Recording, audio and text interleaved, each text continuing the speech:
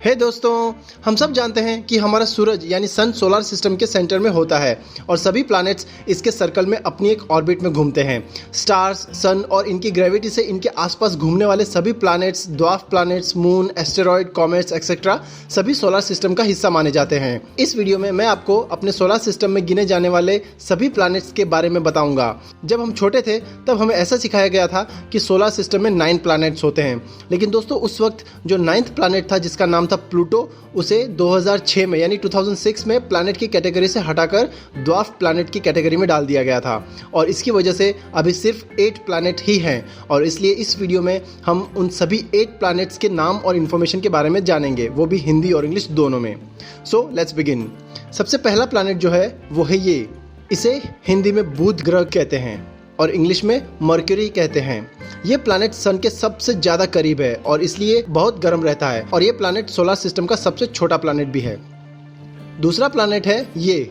इसे हिंदी में शुक्र ग्रह कहते हैं और इंग्लिश में वीनस कहते हैं। इसका एटमॉस्फेयर अर्थ के एटमॉस्फेयर से 90 टाइम्स ज़्यादा डेंस होता है। इसकी कोई नेचुरल सैटेलाइट नहीं होती है जैसे हमारा मून अर्थ का नेचुरल सैटेलाइट है। इसके सरफेस का टेम्परेचर करीब 400 डिग्री सेल्सियस होता है।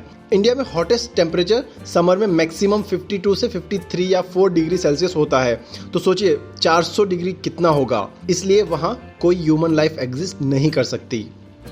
तीसरा जो प्लैनेट है वो है ये हमारी पृथ्वी है जिसे इंग्लिश में अर्थ कहते हैं। दोस्तों पूरे सोलर सिस्टम में अपनी अर्थ ही एक ऐसी प्लैनेट है जहां लाइफ एग्जिस्ट करती है, क्योंकि पूरे सोलर सिस्टम में सिर्फ अर्थ का ही एटमॉस्फेयर ह्यूमन लाइफ के लिए सुटेबल है और इसके पास एक नेचुरल सैटेलाइट भी है जिसको हम मून कहते हैं।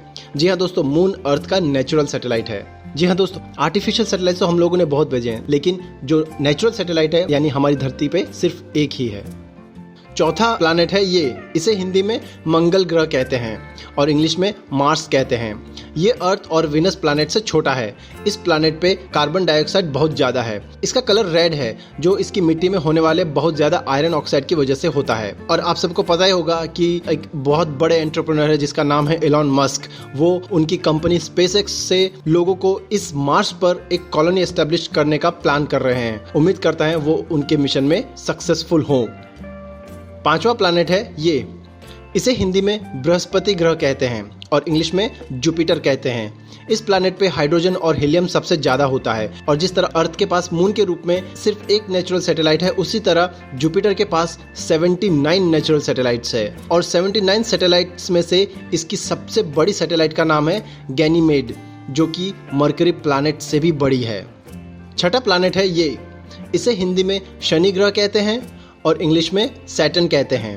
ये एक इकलौता ऐसा प्लैनेट है जिसकी डेंसिटी वाटर से भी कम है, जिसका मतलब ये है कि अगर सैटर्न प्लैनेट को पानी में रखेंगे तो वो उसमें डूबेगा नहीं बल्कि उसमें तैरेगा, क्योंकि उसकी डेंसिटी पानी से कम होती है। और ये आपको पता ही होगा, जिस किसी भी चीज़ की डेंसिटी पानी से कम होती है तो वो उसमें डूबता नहीं, वो उसमें तैरता है। जैसे आप पत्थर को पानी में रखेंगे तो वो डूब जाएगा क्योंकि उसकी डेंसिटी पानी से ज़्यादा है। अगर आप प्लास्टिक को पानी में रखेंगे तो वो प्लास्टिक तैरेगी, उसमें डूबेगी नहीं क्योंकि उसकी डेंसिटी कम है। और इसी तरह सैटर्न की भी डेंसिटी पानी से कम है। इसकी जो रिंग्स होती है वो छोटे छोटे बर्फ के टुकड़े और मिट्टी के कंकड़ से बनी होती है।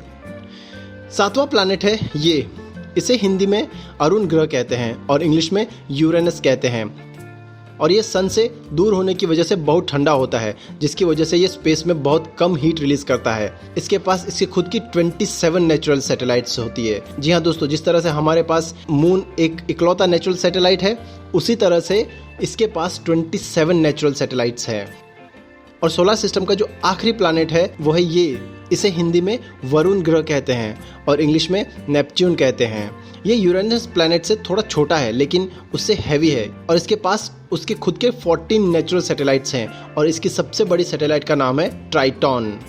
और दोस्तों एक प्लैनेट था जो 1930 में डिस्कवर हुआ था, यानी 1930 में डिस्कवर हुआ था, जिसका नाम था प्लूटो और उससे 2006 तक 9th प्लैनेट माना जाता था। लेकिन 2006 में जब प्लैनेट्स की डेफिनेशन को डिफाइन किया गया तब इस प्लैनेट को प्लैनेट की कैटेगरी से हटा दिया गया और ड्वार्फ प्लैनेट की कैटेगरी में रख दिया गया और तब से सिर्फ 8 प्लैनेट की काउंट किए जाते हैं।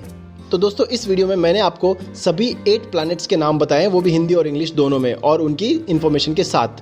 वीडियो पसंद आया है तो लाइक करें और शेयर करें अपने फ्रेंड्स के साथ, और कमेंट करके हमें बताएं कि आपको ये वीडियो कैसा लगा, ताकि हम और भी ऐसे अच्छे वीडियो आगे बना सकें। सब्सक्राइब करें चैनल संजय मीना को, और हमारे आने वाले और भी अच्छे वीडियोस सबसे पहले देखने के लिए बेल आइकन पे क्लिक करके नोटिफिकेशन ऑन कर लें। Finally, thank you for watching the video.